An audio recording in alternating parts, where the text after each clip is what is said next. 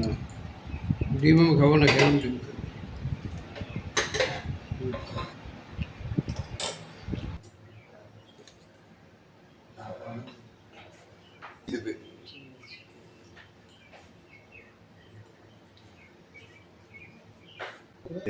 মাঝখানে মানে ভিতরটা দেখা যাচ্ছে।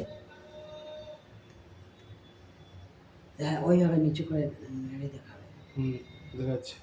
হ্যালো বন্ধুরা, সুপ্রভাত। আমরা বাচ্চাদের একটা টিফিনের রেসিপি দেখাচ্ছি, স্কুলে নিয়ে যাওয়ার এবং হেলদি এবং অনেকক্ষণ পেট ভরে থাকবে সেই রকম একটা টিফিন আজকে শেয়ার করব।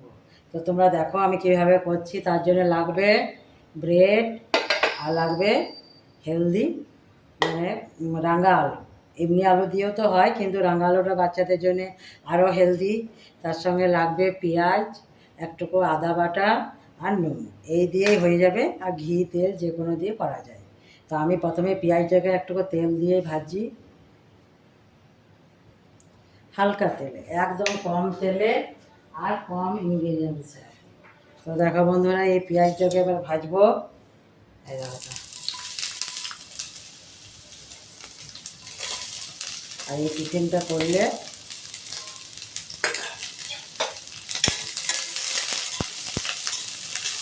খুব বেশি পেঁয়াজটা ভাজবো না, একটু হালকা ভেজে নেবো। তাহলে একটু ক্রাঞ্চিনেসটা থাকলে পরে ভালো লাগবে টিফিনের মানে ব্রেডের ভেতরে। আর এটা অনেকক্ষণ পেট ভরে থাকে বাচ্চাদের। তোমরা একবার ট্রাই করবে। আর আমাদের চ্যানেলটাকে ভালো লাগলে আমাদের চ্যানেলটাকে লাইক, শেয়ার, কমেন্ট এবং সাবস্ক্রাইব করে দেবে। দেখো বন্ধুরা, পেঁয়াজটা আমি ভাজছি।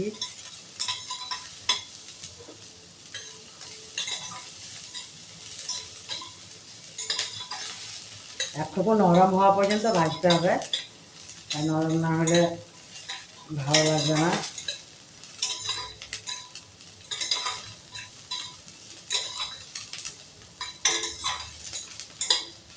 জাস্ট 2 থেকে 3 মিনিট ভাজলেই হবে।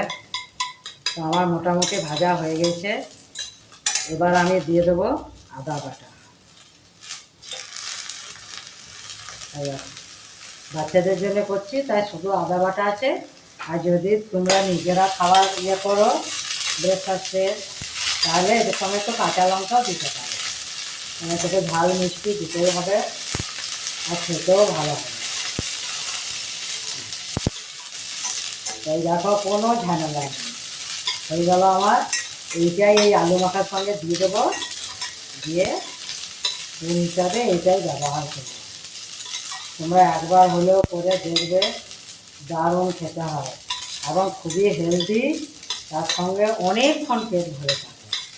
তাই প্লিজ প্লিজ একবার করে দেখবে, আমার রিকোয়েস্টটা একবার রাখবে।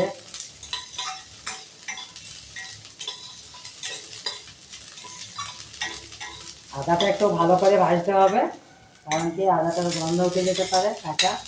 এই জন্য তেলে কিংবা ঘিয়ে বাটারে যে কোনোতে করলে খেতে খুব ভালো হয়। এই দেখো, আমার পেঁয়াজ ভাজা হয়ে গেছে। এবার এটা এই আলুর সঙ্গে দিয়ে দেবো।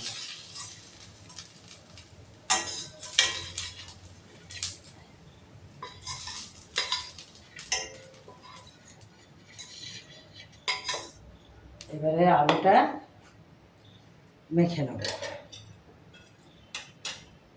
একটু নুন দেবো, দিয়ে মেখে নেব। এই দেখো, নুনটা দিলাম আর মেখে নিলাম। এবার এটাকে মেখে নিচ্ছি।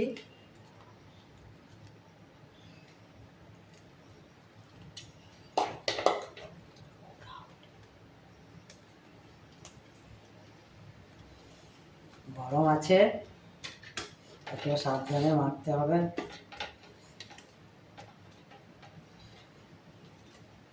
খুবই টেস্টি খেতে হয়, আর অনেকক্ষণ পেট ভরে থাকে।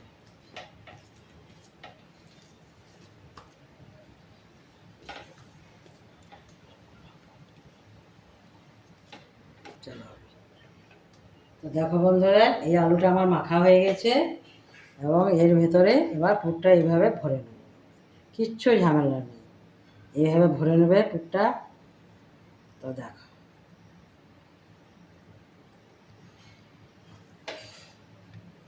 একটু বেশি করে দিলে ভালো লাগে খেতে। তার উপরে একটা ব্রেড চাপিয়ে দেবো। আমি সবগুলো বানিয়ে নিই, আরেকটা বানিয়ে দেখাচ্ছি তোমাদেরকে। কিচ্ছু ব্যাপার নেই, এর সাথে আর কোনো কিছু দিতে হয় না, যে সস লাগবে, পেঁয়াজ লাগবে, কিচ্ছু লাগবে না, অথচ খেতে খুব টেস্টি হয়। এই দেখো হয়ে গেছে।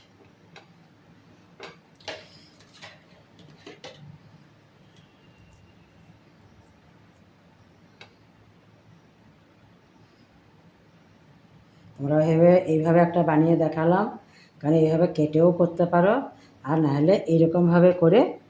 এই দেখো, এবার আমি এইগুলো প্লেটগুলো ঘিয়ে ভাজবো, কারণ ঘি দিয়ে ভাজলে ভালো টেস্ট হয় এবং হেলদিও হয় বাচ্চাদের জন্যে, একটু ঘি খাওয়াটাও বেটার।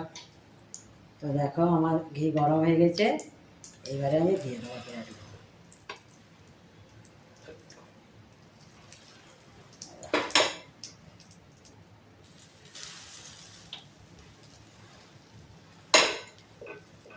প্রত্যেকটা এখনও গরম লাগেনি, তাই আমি হাত দিয়েই করছি।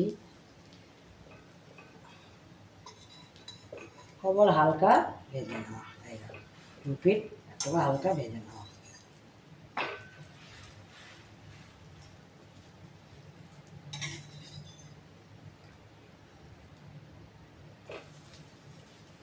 কিচ্ছু যাবে না, 5 মিনিটে হয়ে যাবে।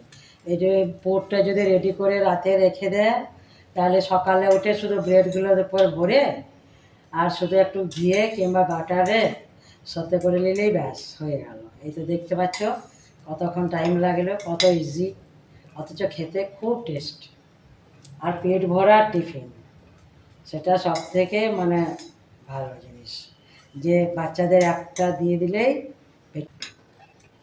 এবার সার্ভ করে দেবো, কিচ্ছু যাবে না। এই দেখো আমি এরকমভাবে একটা রাখলাম, আর এইভাবে একটা রাখলাম, তোমাদের যেমন ইচ্ছা শেপ দিতে পারো। আর তার সঙ্গে এই একটা রেখেছি। তো এই ছিল আজকে ব্রেডের রেসিপি।